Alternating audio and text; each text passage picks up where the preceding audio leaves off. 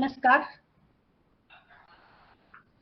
कानडीतले महत्त्वाचे लेखक आणि केवळ कानडीतले नव्हे, भारतीय साहित्यसृष्टीतले महत्त्वाचे लेखक एस.एल. भैरप्पा यांच्याविषयी आपण आज अधिक जाणून घेणार आहोत. मी शीर्षक दिलंय प्रतिभेचे लेखक असं, आणि त्यातल्या दैत्य या शब्दा तर मी शीर्षकामध्ये जो दैत्य प्रतिभा शब्द वापरलाय त्याविषयी थोडासा खुलासा करायला पाहिजे. कारण दैत्य प्रतिभा हा कानडीतला शब्द आहे आणि कानडी भाषेमध्ये दैत्य या शब्दातून त्यातला निगेटिव्ह अर्थ येत नाही. दैत्य म्हणजे अतिशय मोठी शक्ती, सामर्थ्य असा अर्थ इथं घेतला जातो. त्यामुळं मी बंगलोरला जेव्हा भाषण केलं तेव्हा दैत्य प्रतिभा या शब्दाला काही कोणी बिचकलं नाही, किंवा मुंबई विद्यापीठाच्या कन्नड विभागामध्ये सुद्धा तो शब्द सहजपणे स्वीकारला गेला. पण मराठीमध्ये कदाचित शंका येऊ शकेल. तर इथं दैत्य याचा अर्थ अतिशय मोठी शक्ती, सामर्थ्य. आणि मला भैरप्पांच्या कादंबऱ्या वाचल्यानंतर असं वाटलं की ही साधी प्रतिभा नाही, ही तर दैत्य प्रतिभा आहे. तर आता आपण त्यांच्याविषयी, कादंबऱ्याविषयी जाणून घेताना हा शब्द तुम्हाला शक्ती, सामर्थ्य या अर्थानं पटतो का ते पहा. पहिली गोष्ट, भैरप्पांना जी काय लोकप्रियता मिळालेली आहे तिला अफाट हा शब्द वापरायला काही हरकत नाहीये. आता या लोकप्रियतेचं एक चिन्ह असतं पुरस्कार. तर त्यामध्ये सर्वोच्च पुरस्कार भारतातला ज्ञानपीठ हा आहे. पण त्या ज्ञानपीठ समकक्ष सरस्वती सन्मान हा पुरस्कार आहे, बिर्ला यांनी ठेवलेला. तर कर्नाटक साहित्य अकादमीचा, केंद्रीय साहित्य अकादमीचा पुरस्कार आणि त्यानंतर हा सरस्वती सन्मान त्यांना मिळाला. शिवाय आपल्या सरकारच्या पद्मश्री, पद्मभूषण हे तर त्यांना मिळालेच आहेत. आणि शिवाय पुरस्कारांची यादी फार मोठी आहे. आणखी 15-20 पुरस्कार सहजपणे सांगता येतील. एकूण त्यांचं साहित्य क्षेत्रातलं यश हे खरोखर नेत्रदीपक आहे. आणि दैत्य म्हणावं असं ते लार्ज, ह्यूज स्केलचं आहे. पहिली गोष्ट म्हणजे त्यांच्या कादंबऱ्यांची संख्या 24 अशी आहे. आणि या सर्व कादंबऱ्या म्हणजे जर सरासरी काढली तर जवळजवळ 500 पानांच्या आहेत. म्हणजे एक कादंबरी तंतू 900 पानांची आहे. आणि अशाच प्रकारे 300च्या वर म्हणजे अर्थात पानांची संख्या हा साहित्यिक गुणवत्तेचा निकष नाही हे स्पष्ट आहे. पण ती गुणवत्ता असल्यानंतर ही पानांची संख्या महत्वाची. तर या पानांची संख्या हा इथे फक्त एक घटक आहे की जो शेवटी येतो, पण तो आहे. आणि वाचकांचा अफाट प्रतिसाद मी जे म्हटलं त्यासाठी एक म्हणजे कर्नाटकातल्या विजया हरन या विदुषीनं अनुवादांच्या बाबतीत बोलायचं तर ते विक्रमच, रेकॉर्ड्स आहेत म्हणावं लागेल. संस्कृत मध्ये 8, मल्याळम मध्ये 6, तामिळ मध्ये 7, तेलुगू मध्ये, हव्यक कन्नड, हिंदी, मराठीमध्ये तर 15 अनुवाद आहेत. आणि एक महत्वाची गोष्ट म्हणजे काही अनुवादांना त्या भाषातले अनुवादाचे साहित्य अकादमी पुरस्कार मिळालेले आहेत. 20 पर्यंत अनुवादांची संख्या 96 अशी झालेली आहे. आणि पर्व या कादंबरीचे तर चीनी आणि रशियन भाषेत अनुवाद झालेले आहेत. आणि हे अनुवाद म्हटल्यानंतर या अनुवादाने मराठीमध्ये कादंबरीला मोठं योगदान मिळालं. आणि त्यात सर्वात महत्वाचा लायन्स शेअर उमा कुलकर्णी आणि त्यांचे पती विरूपाक्ष कुलकर्णी यांचा आहे. म्हणजे त्यांच्यामुळं या दाम्पत्यानं व्रतस्थपणानं भैरप्पांच्या कादंबऱ्यांचं भाषांतर केलेलं असल्यामुळं आपण भैरप्पांचं साहित्य वाचू शकतो. उमा त्यांच्याबद्दल बोलायचं तर त्यांचंही असंच दैपणावं असंच योगदान आहे. त्यांनी केलेल्या अनुवादांची संख्या 55 एवढी आहे. कानडी मधल्या अनेक भैरप्पांसह अनंतमूर्ती, कारंत वगैरे अनेकांची त्यांनी भाषांतर केली आहेत. संख्या 55 अशी आहे. त्यांची स्वतःची 4 स्वतंत्र पुस्तकं आहेत. आणि साहित्य अकादमीचा पहिला भाषांतर पुरस्कार त्यांना मिळालेला आहे. अगदी व्रतस्थपणानं त्यांनी हे अनुवाद केले. त्यांच्या पुरस्कारांची संख्या किमान 25 आहे. आणि शिवाय व्याख्यानं तर त्या देतात आणि पटकथा, संवाद हे लेखन ते सुद्धा त्यांचं चालू असतं. तर अशा चतुरस्र कर्तबगारी असलेल्या उमा कुलकर्णींच्यामुळं आणि त्यांचे पती विरूपाक्ष कुलकर्णी यांच्यामुळं आपल्याला मराठीला, मराठी साहित्याला, मराठी कादंबरीला हा लाभ झालेला आहे. वैयक्तिक त्यांचा फार मोठा गुण माझ्या दृष्टीने असा की त्या माझी मैत्रीण आहे. आता या मराठी अनुवादांच्या आवृत्त्या जर पाहिल्या तर हे आकडे आपल्याला खरोखर आश्चर्यकारक वाटतील. पर्वच्या 18 आवृत्त्या निघाल्या आणि बाकीचे आकडे सुद्धा 2, 3, 6 अशा प्रकारचे आहेत. त्यांच्या वंशवृक्षचे 8 आवृत्त्या निघालेल्या आहेत अनुवादाच्या. तर हे आकडे पाहिल्यानंतर सुद्धा आपल्या लक्षात येईल मराठीमध्ये भैरप्पांच्या कादंबऱ्या अत्यंत लोकप्रिय आहेत. आणि माझा एक वैयक्तिक अनुभव असा, भैरप्पांना सरस्वती सन्मान मिळाल्यानंतर कर्नाटक सरकारनं अशा प्रकारचं आयोजित केलं होतं चर्चासत्र की ज्यामध्ये वेगवेगळ्या भाषातल्या अनुवादकांनी आपले अनुभव सांगणं. म्हणजे Bhyrappa in the eyes of Telugu readers, in the eyes of Bengali readers, अशा प्रकारे त्यांनी वेगवेगळ्या राज्यातल्या अनुवादकांना बोलावलेलं होतं. आणि मी जेव्हा मराठीमधल्या अनुवादांच्या बद्दल बोलत होते तेव्हा त्या सेमिनारमध्ये फार मोठा प्रतिसाद मिळाला. त्यामुळं कानडी आणि मराठी या 2 भाषांच्या मधला एक सेतू बांधला गेला असं म्हटलं पाहिजे. आता अनुवाद म्हटल्यानंतर एक पुस्तक जे या विजया हरण यांनीच संपादित केलंय त्याचा उल्लेख केलाच पाहिजे. Giant genius Bhyrappa and mirrors of his novels असं पुस्तक या विजया हरणनी संपादित केलं. 576 पानांचं हे पुस्तक आहे आणि वेगवेगळ्या भाषातल्या अनुवादकांनी आपले अनुभव त्यांच्यामध्ये दिलेले आहेत. तर पंचधारामध्ये याचा रिव्ह्यू लिहिण्यासाठी ते पुस्तक माझ्याकडे आल्यामुळं मी ते वाचलं आणि मला जाणवलं की अक्षरशः सर्वच्या सर्व अनुवादकांनी भैरप्पांच्या साहित्याविषयी प्रशंसा केली आहे, स्तुती केली आहे. आता प्रशंसा तर ते करतीलच म्हणून तर त्यांनी म्हणजे ते आवडली, ते प्रशंसनीय वाटलं म्हणूनच तर त्यांनी अनुवाद करायला घेतला हे स्पष्ट आहे.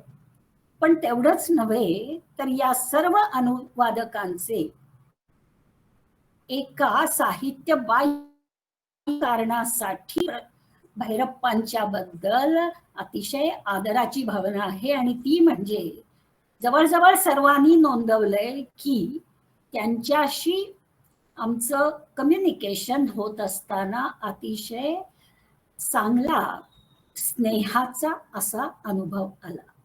आणि मला वाटतं लेखक, कलावंत आणि चाहते यांच्यामधलं नातं नेहमीच प्रेमाचं राहतं असं नाही. कारण कलावंत, लेखक हा कलावंतच साहित्यातला, तर ते लहरी असतात, ते फार व्यस्त असतात वगैरे वगैरे कारणांनी ते चाहत्यांना किंवा अनुवादकांना प्रेमानं प्रतिसाद देतीलच असं नाही. पण भैरप्पांच्याकडून निर्विवादपणे, निरपवादपणे हे अनुभव अनुवादकांना आलेले आहेत.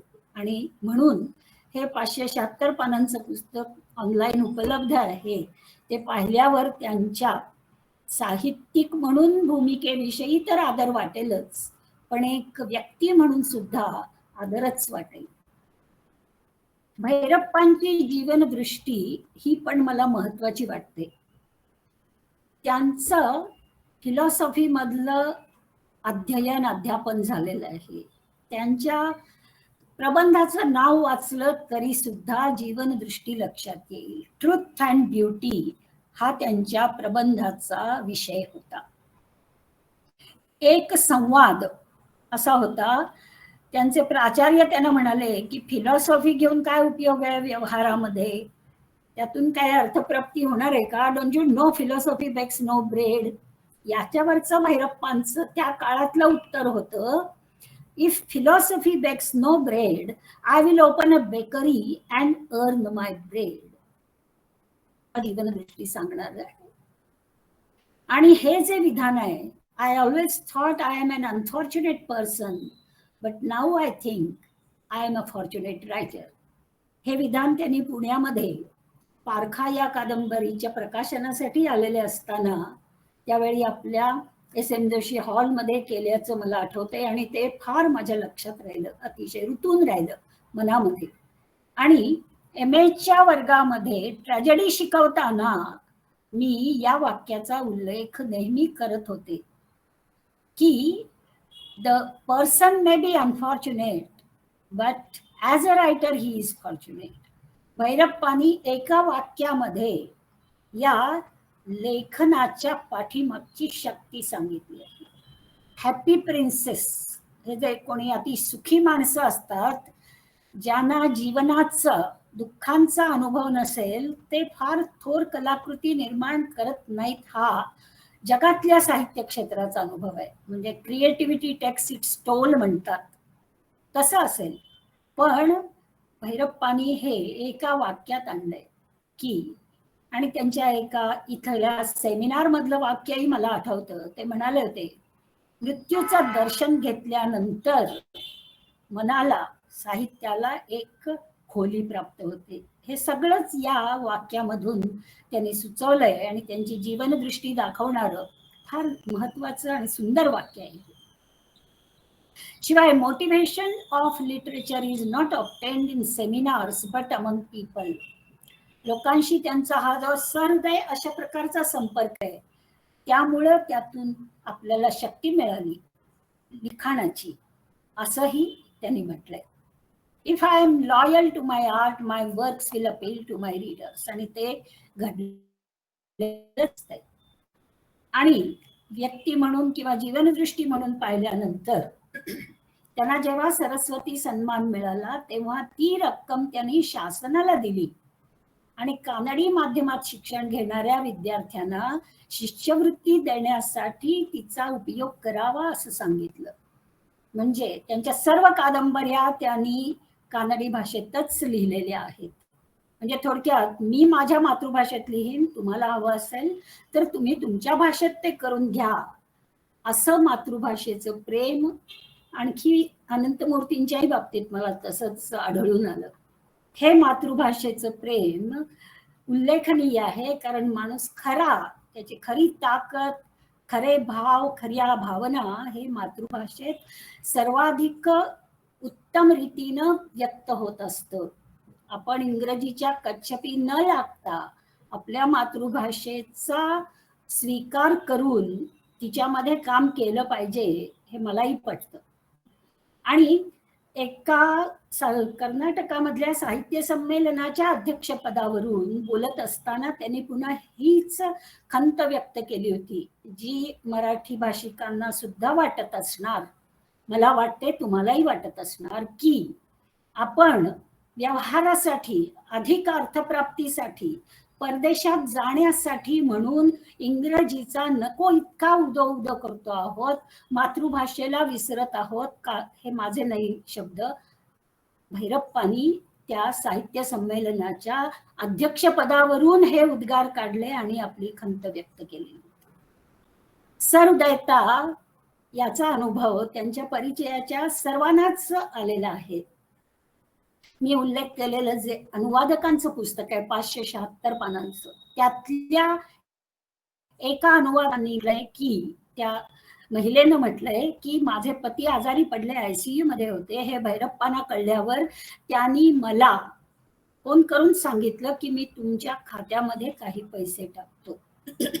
त्या म्हणाल्या नाही, तुमच्या शुभेच्छा पुरेशा आहेत. ते म्हणाले शुभेच्छा डॉक्टरांच्याकडे पोहोचवता येत नाही, मला तुम्ही तुमच्या बँकेच्या खात्याचे तपशील कळवा, मी त्यामध्ये पैसे भरतो. हाच अनुभव अशा प्रकारे उमाताईंनी सुद्धा सांगितलेला होता. ही सहृदयता त्यांच्या मनात आहे. नेहमीच लेखकाची सहृदयता साहित्यात उतरते असं नाही, पण आपल्याला मात्र इथं दिसतंय की त्या व्यक्तीच्या, लेखकाच्या हृदयातही आहे आणि म्हणून ती साहित्यात सुद्धा. आता हे दैत्य प्रतिभा म्हणण्याचं आणखी एक कारण त्यांच्या कादंबऱ्यांची वैशिष्ट्य, विषयांचा प्रचंड आवाका आणि वैविध्य आहे. तर मगाशी जी मी पानांची संख्या म्हटली ती अरिस्टॉटलचा जो श्रेष्ठ साहित्याचा एक निकष आहे तो म्हणजे मॅग्निट्यूड, आणि मॅग्निट्यूड आपल्याला त्या पानांच्या संख्येमध्ये दिसतो. आणि त्यांच्या कादंबऱ्यातनं ज्या सांस्कृतिक जाणीवा सखोलल्या आहेत, मूल्य संघर्षाचं चित्रण आहे, ते म्हणजे अरिस्टॉटलला मॅग्नॅनिमिटी मध्ये जे म्हणायचं ते आहे. तर त्या विषयाच्या आवाक्याबद्दल आधी बघूया आपण. म्हणजे हा विषयांचा आवाका लेखकाच्या ताकदीवर ठरतो. जर साधारण प्रतीचा लेखक असेल तर तो आपल्या विषयी, आपल्या कुटुंबाविषयी लिहितो. म्हणजे विषय मोठा पाहिजे असं नाही, पण एकूण त्यातून जे कळतं ते तो त्याचं कुटुंब. त्याच्या पुढे जाऊन मग तो त्याच्या प्रदेशाबद्दल लिहितो आणि मग ते प्रादेशिक लिखाण असतं. आणखी ती कक्षा ओलांडली गेली ते लेखन देशाला कवळणारं असं असतं, म्हणजे ते भारतीय लेखन होतं. आणि त्याच्याही पुढे जाऊन शेक्सपियर सारख्या लेखकांचं लेखन केवळ इंग्लंडचं राहत नाही, तसं भैरप्पांचं लेखन केवळ कर्नाटकाचं राहत नाही, केवळ भारतीय राहत नाही. म्हणजे त्यांच्याविषयी म्हटलं गेलं की ते कानडीत लिहिणारे भारतीय लेखक आहेत, पण मला स्वतःला असं वाटतं की त्यांनी केवळ भारतीयतेची सुद्धा कक्षा ओलांडून जे विषय आहेत ते त्यांचे स्थलकालातीत आहेत. आपण ही यादी पाहिल्यावर बहुतेक माझ्याशी सहमत व्हाल. पहिली गोष्ट धर्म, धर्मांतर, कर्मकांड आणि तत्वज्ञान सगळ्या जगाला कवळणारा हा विषय आहे. आणि त्यासाठी आपण धर्मश्री, वंशवृक्ष, आवरण या कादंबऱ्या पाहू शकतो. सांस्कृतिक श्रद्धांच्या बाबतीत गोपूजा, गायीची पूजा, ज्याचा अनुवाद पारखा म्हणून मराठीत उपलब्ध आहे. पुढं विवाह, अर्थातच जागतिक विषय आहे, त्याच्या अनेक पैलूंचं वर्णन, वंशविस्तार ही एक त्यातली प्रेरणा असते. तर त्या विवाहांचे प्रकार आणि त्यातल्या वंशविस्ताराची प्रेरणा हे सर्व वंशवृक्ष या कादंबरीमध्ये आपल्याला दिसतं. आणि ही वंशवृक्ष कादंबरी त्याचे आयाम तत्वज्ञान, मानसशास्त्र, समाजशास्त्र सर्व आहेत. आणि त्यामुळं नुसती कादंबरी वाचल्यावर एखाद्याला वाटेल की ही आयुष्य पाहिल्यानंतर लिहिलेली कादंबरी, तसं नाही, त्यांनी ते वयाच्या 30च्या आसपास लिहिली आहे. हे अत्यंत आश्चर्यकारक आहे. इतक्या खोलीचा असा ग्रंथ निर्माण करणं हे केवळ दैत्य प्रतिभेला, पुढचा भारताच्या दृष्टीनंच नव्हे तर दलितांच्यावरचे अत्याचार, जाती व्यवस्था आपल्याला वाटतं तसा तो काही भारतापुरता मर्यादित नाहीये. आणि तो विषय त्यांनी त्यांच्या दाटू, ज्याचं जा ओलांडूनी हे भाषांतर उपलब्ध आहे, त्यामध्ये हाताळलेला आहे. आता दलितांच्यावरचे अत्याचार यावर म्हणजे मराठीला आपल्याला अभिमान आहे की, आणि आहे म्हणजे योग्यच आहे अभिमान, की पहिल्यांदा दलित साहित्य मराठीत निर्माण झालं. त्याच्याही पुढे जाऊन त्याची पाळंमुळं, त्याचा वर्तमान भविष्य या सर्वांचा लेखाजोखा या जा ओलांडूनी कादंबरीत सापडेल. भारतीय ग्राम कृषी संस्कृती, तिथल्या अंधश्रद्धा, अज्ञान आणि सामर्थ्य हे सर्व त्यांच्या गृहभंग कादंबरीत दिसेल. स्त्री, स्त्रीवाद, स्त्रीची व्यथा हा आणखी एक जागतिक विषय. तर स्त्रीच्या व्यथा आणि प्रश्न हे केवळ एका दुसऱ्या नाही, सगळ्याच कादंबऱ्यामध्ये सापडतं, पण विशेषतः उत्तरकांड, वंशवृक्ष, गृहभंग यामध्ये. आणि या स्त्री प्रश्नाची दुसरी बाजू म्हणजे शतकानुशतक स्त्रीवर अन्याय झाला हे सरळच सत्यच आहे. पण दुसरी बाजू अशी की मी टूच्या वेळेला आपण पाहिलं आणि सर्वोच्च न्यायालयाने नोंदवलं होतं की यामध्ये काही स्त्रियांनी सूडबुद्धीनं सुद्धा काही आरोप केलेले. या प्रकारची दुसरी बाजू त्यांच्या कलू म्हणजे ज्याचं मराठीत तडा ते झालं त्यामध्ये आहे. प्राचीन संस्कृती, इतिहास यांचं दर्शन महाभारतावरची कादंबरी पर्व यामध्ये जितकं घडतं तेवढं कुठेही घडलं नसेल. आणि त्यात जो युद्ध हा विषय आहे, महाभारत हे युद्धाभोवती केंद्रित आहे, तर त्या युद्धाचा पैलू पर्व कादंबरीमध्ये इतक्या परिणामकारक रीतीने आलेला आहे की आपण आश्चर्यचकित होतो. कला, संगीत पुन्हा एकदा हा वैश्विक विषय आहे.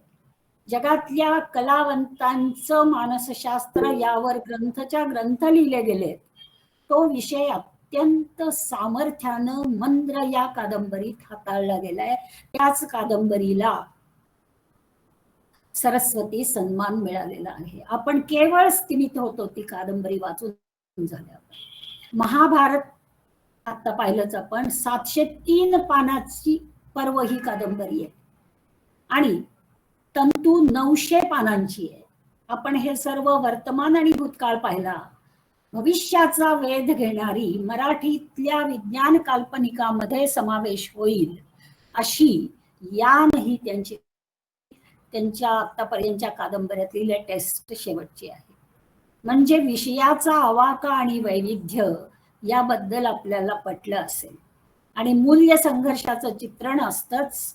आणि त्यांची शैली, माझा स्वतःचा अनुभव असा आहे आणि बऱ्याच जणांचाही आहे की एकदा सुरू संपवल्याशिवाय आपण ती खाली ठेवू शकत नाही. अशी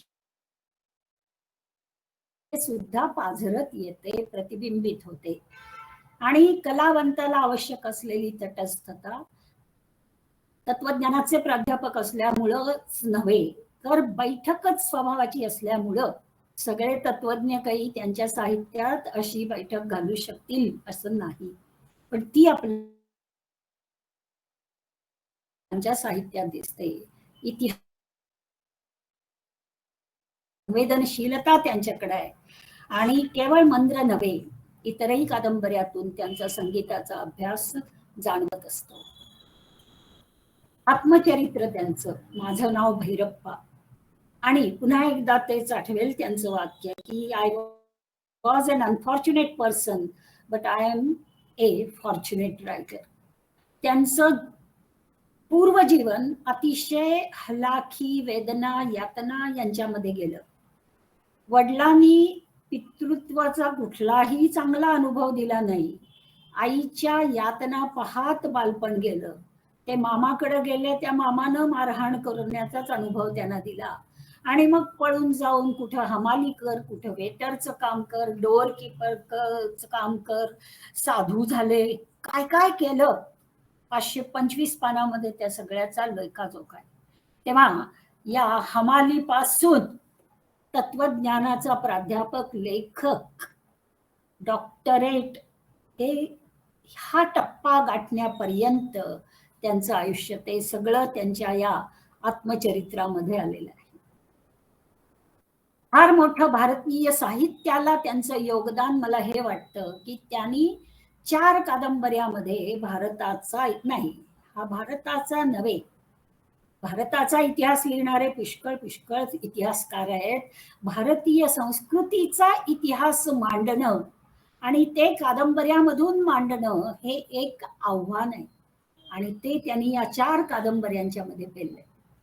आता कादंबरीमधून कितीसा इतिहास प्रकट होतो, तर मला इलियड या होमरच्या काव्याचा अनुवाद करणाऱ्या रूनी म्हटलेलं वाक्य पटतं. त्यानं म्हटलंय की मला जर एखाद्या देशाचा, ग्रीसचा इतिहास जाणून घ्यायचा असेल तर मी लायब्ररीच्या इतिहास विभागातले सगळे रॅक्स धुंडाळण्यापेक्षा फक्त इलियड वाचीन. इलियड मधून मला जेवढा इतिहास मिळेल महाकाव्यातून, तेवढा मला दुसरीकडे इतिहासाच्या पुस्तकात सुद्धा मिळणार नाही. आणि आपल्याला असं दिसेल की केवळ भारताचा भौगोलिक इतिहास नव्हे, संस्कृतीचा इतिहास त्यांनी या 4 कादंबऱ्यातून मांडलाय. पहिली पर्व, इसवी सनापूर्वीचा प्राग ऐतिहासिक भारताचा संस्कृतीचा इतिहास महाभारतावरच्या पर्व या कादंबरीचा आहे. म्हणजे पर्व मध्ये त्यांनी व्यासांचं महाभारत कानडी भाषेत मांडलेलं नाही आहे. त्यांनी त्या महाभारताकडं समाजशास्त्र, मानसशास्त्र, राज्यशास्त्र अशा सगळ्या भूमिकातून आणि बुद्धिवादानं पाहिले, म्हणून तो संस्कृतीचा इतिहास ठरतो. त्याच्यानंतरचा काळ म्हणजे इसवी सनाचं 7वं, 8वं, 9वं शतक, सार्थ, की ज्या काळामध्ये आज ज्याला आपण सिल्क रूट म्हणतो, त्या रस्त्यावरून सार्थ म्हणजे कारवा जायचे, कारवानांचे तांडे व्यापार करायला जायचे. दालचिनी, मसाले, सोनं, हिरे, मोती, सर्व प्रकारचा व्यापार करणारे सार्थ, सार्थ असं नावच असायचं त्या तांड्यांना. त्या काळाचा म्हणजे जेव्हा बौद्ध संस्कृती, संस्कृतीच धर्म आणि संस्कृती शिवाय वैदिक धर्म या सर्वांची उलथापालथ चाललेली होती, त्या काळाचं प्रतिबिंब या सार्थ कादंबरीमध्ये. त्याच्यानंतर येतं मध्ययुग, मुस्लिम आक्रमण आणि भारताची त्या काळातली परिस्थिती, याचं चित्रण या आवरणमध्ये आहे. आणि त्याच्या पुढचा काळ म्हणजे अर्थातच स्वातंत्र्योत्तर किंवा स्वातंत्र्याच्या थोडा अलीकडचा तो काळ तंतू या कादंबरीमध्ये. म्हणजे कुठला काळ वगळला गेलाय, कुठलाही नाही. म्हणजे इसवी सनापूर्वीपासून आजच्या काळापर्यंतचा इतिहास या 4 कादंबऱ्यांच्या मध्ये त्यांनी मांडलेला आहे. म्हणजे भारतीय संस्कृतीचं दर्शनच त्यांनी घडवलंय. आता मंद्र आव्हान आहे. एक कलावंत संगीतातला, आपल्याला संगीतच काय कुठल्याही कलेतला कलावंत कसा असू शकतो याची कितीतरी दर्शनं घडलेली असतील आहेत. आणि हे जागतिक पातळीवर आहे. म्हणजे पाश्चात्य जगात तर कलावंत समाजाची फिकीरच करत नाही फारशी, बरेचसे हॉलिवूडचे पहा नाही तर आणखी कुठलेही पहा. भारतामध्ये इतका बेफिकिरीचा ॲटिट्यूड, वृत्ती जरी नसली तरी सुद्धा कलावंत हा मगाशी म्हटल्याप्रमाणे क्रिएटिव्हिटी टेक्स इट्स टोल. आणि मग तो कलावंत, त्याची कला आणि तो कलावंत एक माणूस म्हणून असा एक त्रिकोण तयार होतो. माणूस वेगळा आणि कलावंत वेगळा असं त्याच्यामध्ये द्वंद्व निर्माण होतं.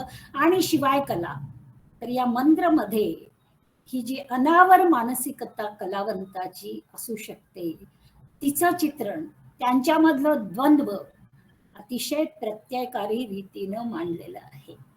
आणि लेखक माणूस, तत्वज्ञानाचा अभ्यासक, त्याला काय संगीताचं, तर भैरप्पानी आधीच त्यांना संगीताची आवड होतीच. आणि विरूपाक्ष म्हणायचे की आपल्या पुण्यातल्या हे सवाई गंधर्व कार्यक्रमाला न चुकता ते पुण्यामध्ये यायचे आणि विरूपाक्ष आणि भैरप्पा जोडीनं जात असत.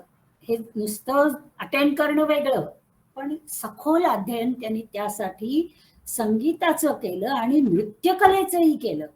त्याचं दर्शन या पुस्तकामध्ये घडतंय. आणि या पुस्तकावर इतर काही आक्षेप प्रत्येक पुस्तकावर असतातच काही आक्षेप, पण कलेच्या दृष्टीने या चुका आहेत असं म्हणणारा आक्षेप एकही आलेला नाहीये.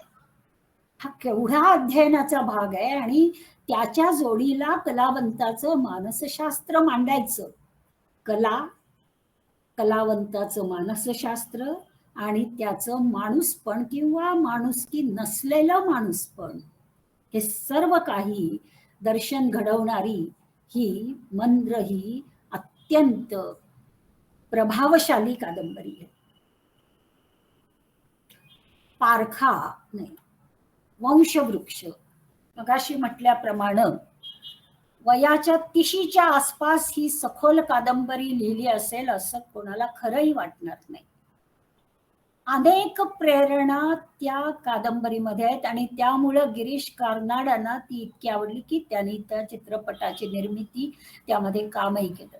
एक जाता जाता साहित्य बाह्य भाग बघायचा की साहित्याचं क्षेत्र हे काही फार अगदी सोज्वळ पवित्र असतं असं नाही. तिथं ईर्ष्या मत्सर सगळं असतं आणि तात्विक विचारावर मतभेद असतात आणि ते मतभेद टोकाचेही असू शकतात. भैरप्पांच्यावर ते उजवे आहेत अशा प्रकारची टीका करायचं खरं म्हणजे काय कारण नाही. कोणी उजवं कोणी डावं असायला कोणाची हरकत असायचं कारण नाही, पण ते उजवे आहेत असं म्हटलं जातं अजूनही. कर्नाड हे डावे, पण कर्नाडांना वंशवृक्षावर चित्रपट निर्मिती करताना डावे पण आडवं आलं नाही. मनपूर्वक त्यांनी वंशवृक्षावर अत्यंत सुंदर अशी कलाकृती निर्माण केली. म्हणजे ही कलाकृती डाव्या उजव्याच्या पलीकडे जाणारी आहे. किंबहुना साहित्यकृती ही डावं उजवं तिरपं आडवं उभं काही बघत नसते. ही जाणीव ठेवून जेव्हा वाचक साहित्य वाचायला लागतील त्या दिवशी श्रेष्ठ साहित्याची निर्मिती होईल असं मला वाटतं. वंशवृक्षाबद्दल बोलावं तेवढं थोडं. एकच प्रसंग फक्त आपण जाणून घेऊया. विधवा विवाह हा त्यातला एक आहे पैलू. या विधवेचा विवाह सासरा तिचा त्यांना ते पटत नाही. सासरा जुन्या पठडीतला आहे शास्त्री, पण तरी ते म्हणतात की ठीक आहे, तुला जर ते अनावर असेल ही प्रेरणा तर तू तो विवाह कर. त्यांना तिचा मुलगा आहे छोटा 4-5 वर्षाचा. ती लग्न करून जाते, पळून जाऊन लग्न करते, पण तिला वाटतं त्या मुलाला आपल्या जवळ ठेवावं म्हणून ती सासऱ्याकडे येऊन सांगते की मी त्याला नेणार आहे. पुन्हा एकदा ते म्हणतात की हे माझ्या मनाविरुद्ध आहे, धर्माविरुद्ध आहे. तो आमच्या वंशवृक्षाची एक फांदी आहे, ती तू दुसऱ्या वंशामध्ये नेऊन कशी काय वाढवणार आहेस. पण तरी तुला जर असं वाटत असेल की नाही हे योग्यच आहे, म्हणजे केवढी उदारता पहा. ते जे शास्त्री आहेत जुन्या सर्व शास्त्रांचा अभ्यास केलेले खरे शास्त्री आहेत, पण त्यांच्यामध्ये समोरच्या माणसाचा विरोधी विचार जाणून घेण्याचं औदार्य आहे. ते म्हणतात ठीक आहे, तो वर झोपलेला आहे, तू वर जा आणि त्याला उचलून घेऊन गेलीस तरी चालेल. तिची सासू आक्रोश करते आणि तिला शिव्या देते की तू न्यायचं नाहीस, आमच्या जीवनाला तो एक आधार आहे माझा नातू. हा मुलगा मेलाय तर निदान नातू राहू दे माझ्याकडं. इतकंच काय, त्या सुनेचा बाप तिथं आलेला आहे आणि तो सुद्धा म्हणतोय की ही काय वाईट बाई आहे बघा माझी मुलगी. असा सगळ्यांचा विरोध चालू असताना शास्त्री ते श्वशुर सांगतात वर तो झोपलाय, तू जा तिथं आणि त्या मुलाला घेऊन बाहेर जा, या दोघांचं काय करायचं ते मी बघून घेतो. ती वर जाते. कसं रंगवलंय भैरप्पांनी आणि त्या चित्रपटामध्ये सुद्धा आपल्याला भरून येतं. ती त्या छोट्या मुलाकडे बघते, झोपलेला आहे तो, त्याच्या हालचाली, त्याचा चेहरा, हे सगळं ती बघते. एकदा तिला वाटतं आत्ता मी याला उचलून घेऊन जाईल आणि बरंचसं विचार मंथन तिच्या डोक्यात होतं आणि ती त्याच्या छोट्या पावलाचं चुंबन घेते, त्याच्या कपाळावर ओठ टेकते आणि झटक्यात खाली निघून येते आणि निघून जाते. त्या मुलाला ती नेत नाही. एका बाजूला संस्कृतीचा हा एक आविष्कार आणि मानसशास्त्र, केवढं भयंकर आव्हान होतं. एकच हा प्रसंग जरी पाहिला आपण तरी लक्षात येईल त्या कादंबरीची ताकद. मला आठवतंय ती कादंबरी जेव्हा भाषांतरीतून आली तेव्हा कितीतरी प्राध्यापक आणि इतरही म्हणाले की कानडी शिकलं पाहिजे, ही कादंबरी वाचता आली पाहिजे मूळच्या स्वरूपात. पारखा तबलिये नीनादे मगने या कानडी कादंबरीचा उमाताईंनी केलेला पारखा हा अनुवाद. मुळात कादंबरी लिहिली गेली 1968 मध्ये आणि आली केव्हा तर 1915-16 मध्ये. म्हणजे 1968 मध्ये लिहिलेली कादंबरी 50 वर्षानंतर केव्हा आली तर ज्या वेळेला महाराष्ट्रामध्ये गोहत्या बंदी कायदा पुन्हा एकदा आणला गेला. हे काय नियतीची आयरनी. भैरप्पांच्या कादंबऱ्यात ड्रमॅटिक आयरनी भरपूर सापडत असते, ही नियतीची आयरनी या कादंबरीच्या बाबतीत. आणि या कादंबरीमध्ये गायीविषयीची श्रद्धा भक्ती, ज्याची उदाहरणं निगेटिव्ह आणि पॉझिटिव्ह दोन्ही आपण पाहतो आहोत.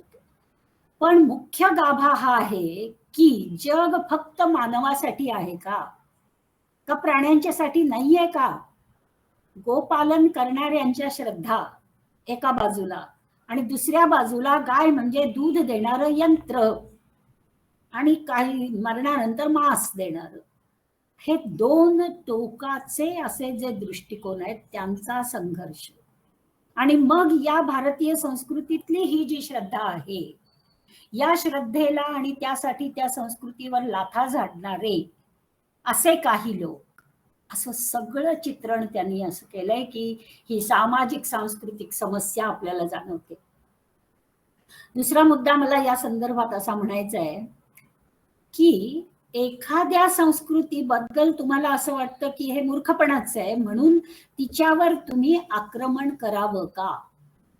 आणि इथं मला चिन्वा अचेबेची, नायजेरियन लेखक, थिंग्स फॉल अपार्ट ही कादंबरी आठवते. त्यामध्ये त्यानं हाच विषय मांडलाय की इग्बो नावाच्या संस्कृतीमध्ये हा मूर्खपणा आहे, तो मूर्खपणा आहे म्हणत जेव्हा ख्रिश्चन मिशनरी आघात करतात तेव्हा थिंग्स फॉल अपार्ट. फरक एवढाच की या कादंबरीला नोबेलचं नॉमिनेशन मिळालं आणि मला सातत्यानं वाटतं की भैरप्पांना नोबेल मिळालं पाहिजे, दैत्य प्रतिभा असलेल्या या लेखकाला मिळालं पाहिजे. हे मी बंगलोरच्या त्या चर्चासत्रामध्ये मांडलं. मला पुरेसा समोरून प्रतिसाद पॉझिटिव्ह मिळाला. पण हे या कादंबरीच्या संदर्भात तीव्रतेनं जाणवतं. तोच विषय तितक्याच ताकदीनं, कारण मी ती कादंबरी शिकवली आहे, मला माहिती आहे त्या कादंबरीची ताकद, तेवढ्याच ताकदीची ही कादंबरी आहे भारतातली, पण तिला काही नॉमिनेशन नाही मिळालेलं. तशीच दुसरी कादंबरी गृहभंग, ही कादंबरी म्हणजे द गुड अर्थ ही पर्ल बकची कादंबरी माहिती असेल. तिला नॉमिनेशन नव्हे केवळ तर नोबेल पारितोषिक मिळालं.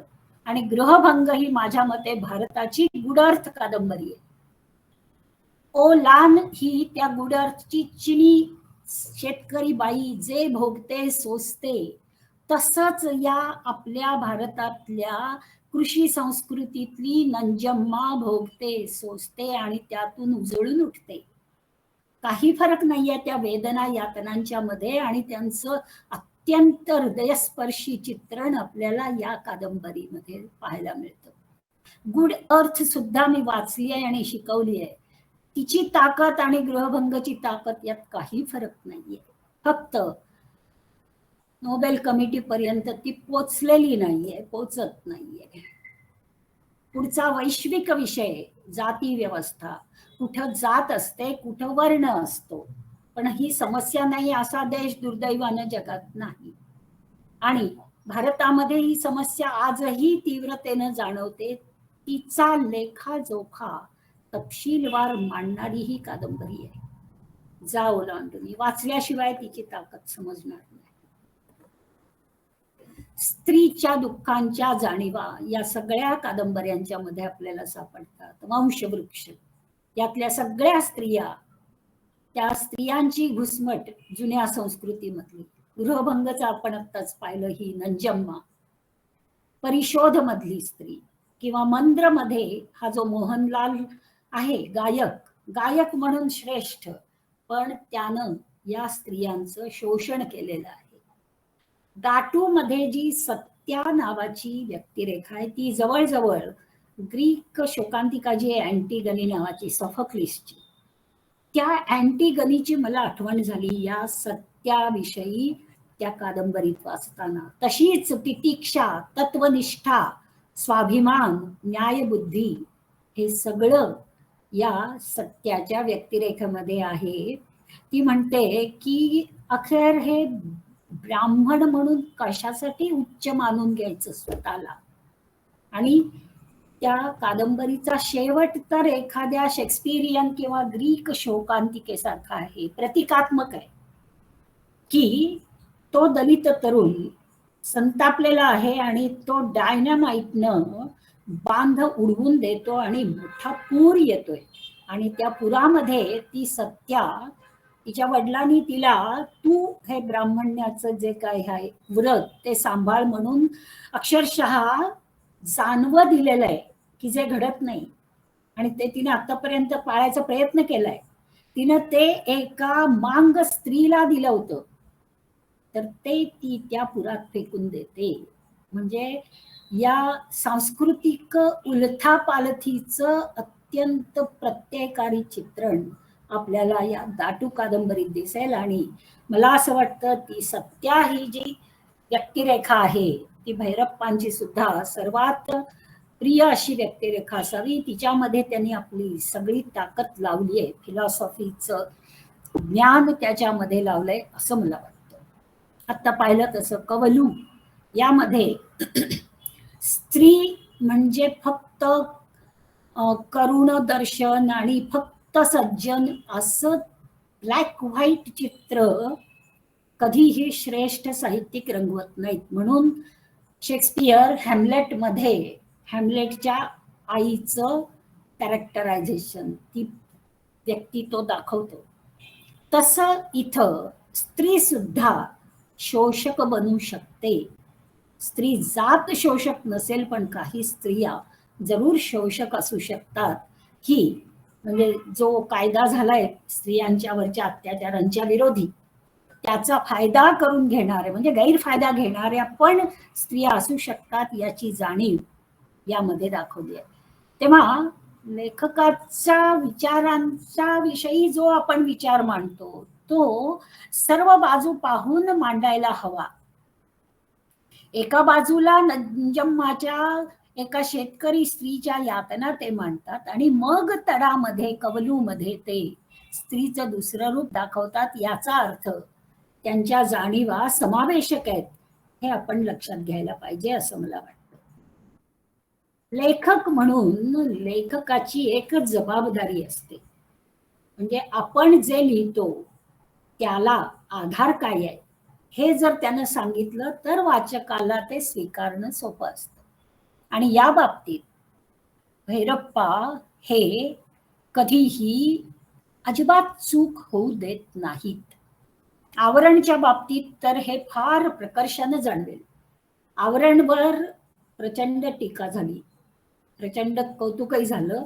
कर्नाटकात आवरणच्या 42 आवृत्त्या झाल्या. पण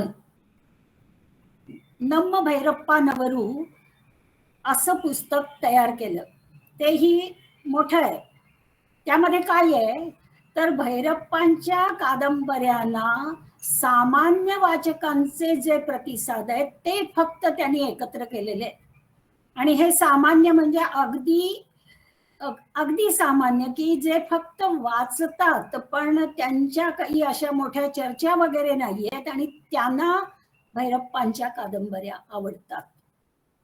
चहा विकणारे वगैरे असे सगळे लोक त्याच्यामध्ये आहेत आणि त्यांनी सगळ्या वाचल्या असतील असं नाही, पण त्यांनी जे काही वाचलंय ते त्यांना अतिशय आवडलंय. आणि त्यामुळं नम्म म्हणजे आमचे भैरप्पा अशा पद्धतीचं बोलणारे त्यांच्या प्रतिसादाचं हे पुस्तक आहे.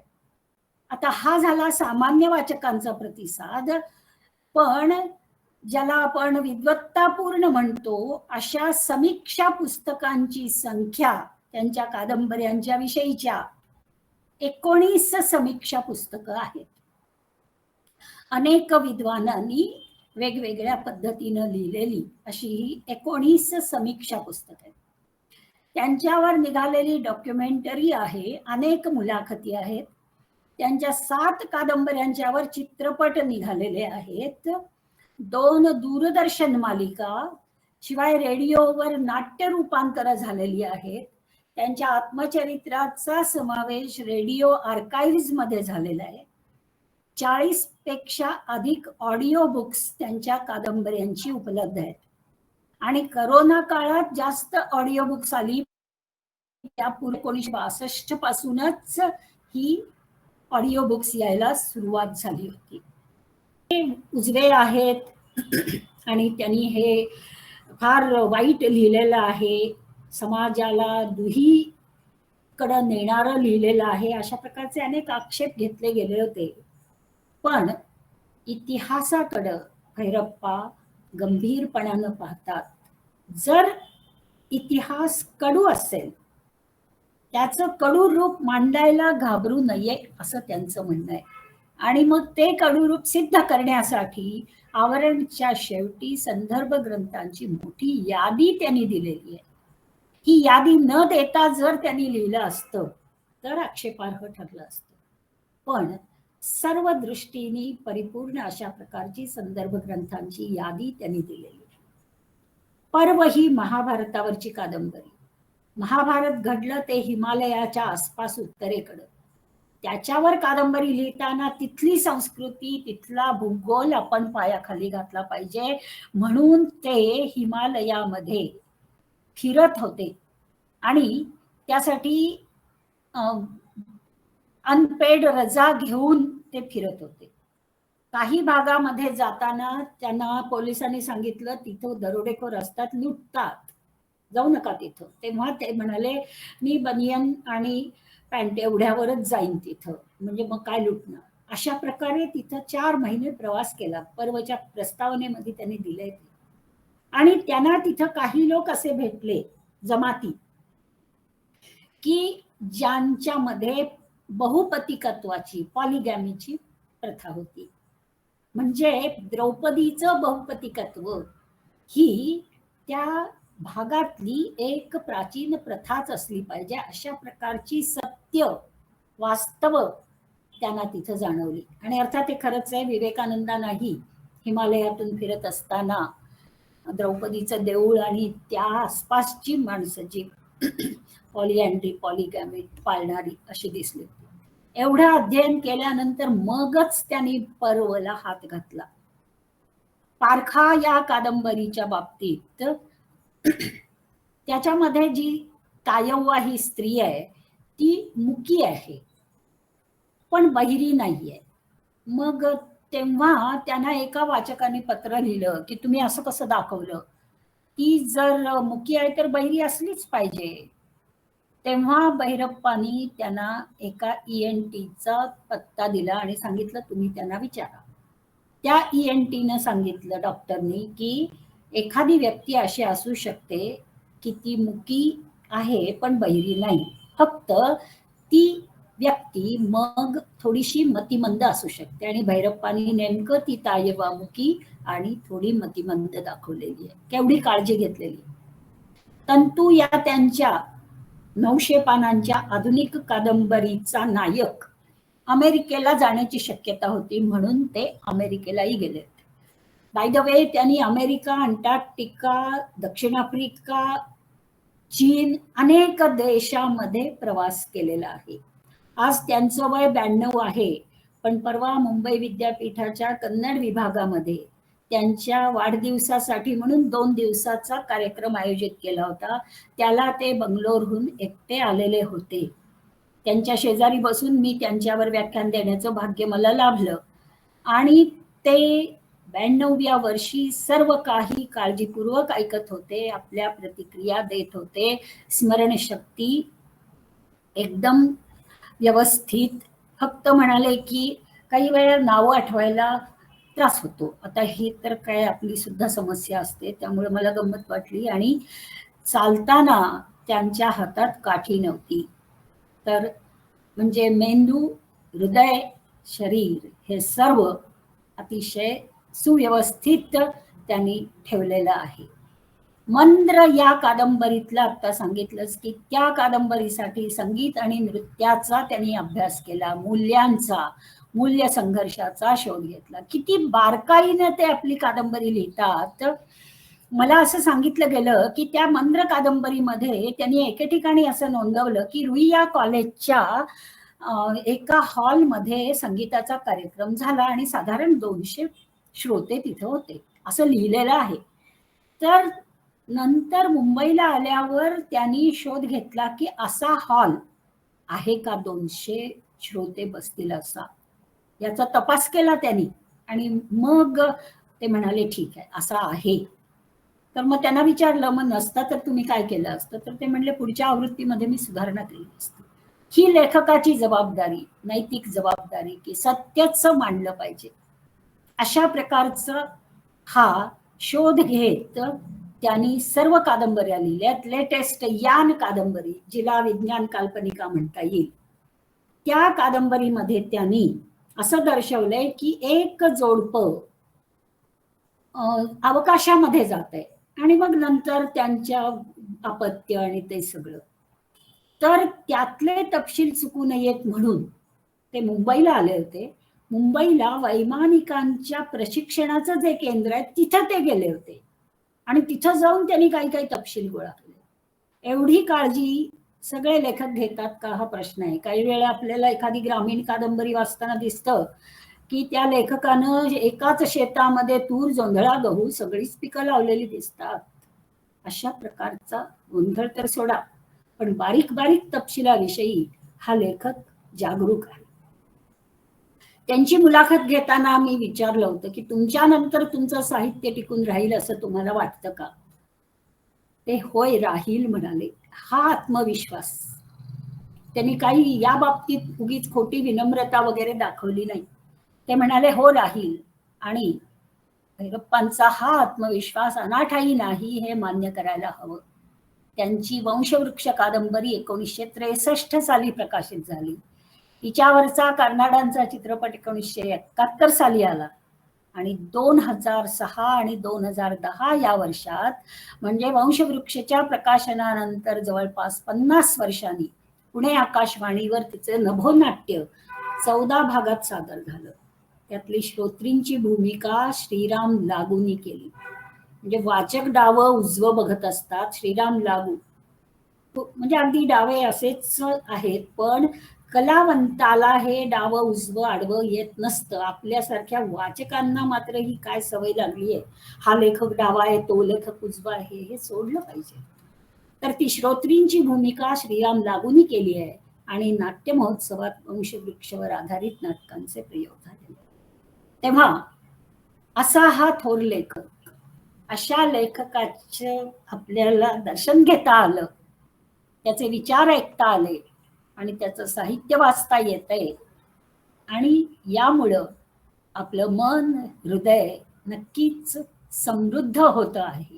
तेव्हा अशा या लेखकाला आणि त्याच्या प्रतिभेला, आता मी इथं नुसतं प्रतिभेला म्हटलंय पण मला वाटतं तुम्ही कानडी भाषेनुसार दैत्य प्रतिभेला असं म्हणायला मला संमती द्याल.